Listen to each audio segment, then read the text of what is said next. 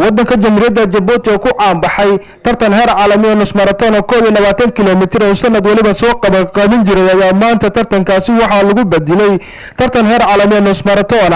oo ka dhacay waddanka Jamhuuriyadda Djibouti tartankaasi oo soo qaban qaabiyay madaxweynaha Jamhuuriyadda Djibouti Mudane Ismaaciil Cumar Geele ahna musharaxa xisbiga aqlabiyadda madaxtooyada UNP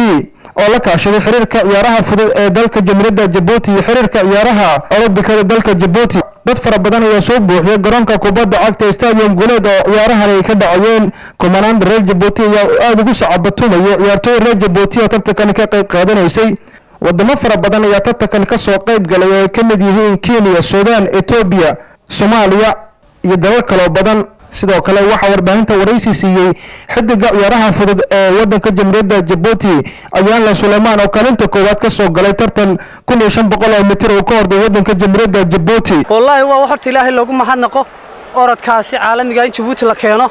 halkaan adduunka dadkana ordo TV-ga iga daawadan laakiin maanta live daawadan waa mid aan shucuurteeda aanan koobi kareynin aad noogu faraxsanahay horta rikoorkii ka hor waxaan isku diyaarinayay 4 sanadood 4 bilood ma isku diyaariyay si aan u jabiyo war rikoorkaas markii hore waan jabin kari waayay laakiin taalan qorneen markii labaad waan ku guuleystay rikoorkan oo ilaa 2002 ilaa maanta ay rag isku soo eegayeen ayna jabin kari waayeen aad ayaan ugu faraxsanahay saan u jabiyo madaxweynaha waddanka Jamhuuriyadda Djibouti Mudane Ismaaciil Cumar Geele oo la hadlay warbaahinta ayaa hadaladiisii waxa ka mid ah sida tan aad baan ugu faraxsanahay dalka aad baan ugu faraxsanahay calanka aad baan ugu faraxsanahay dhalinyaradeenna aad baan ugu faraxsanahay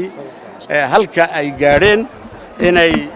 yani adduunka maanta la jaan qaadeen inay calankii meel dheer gaarsiiyeen in ay magacii waddanka sare u qaadeen in aan annaguna yani la garab joogno dhiirigelin aan la garab joogno yani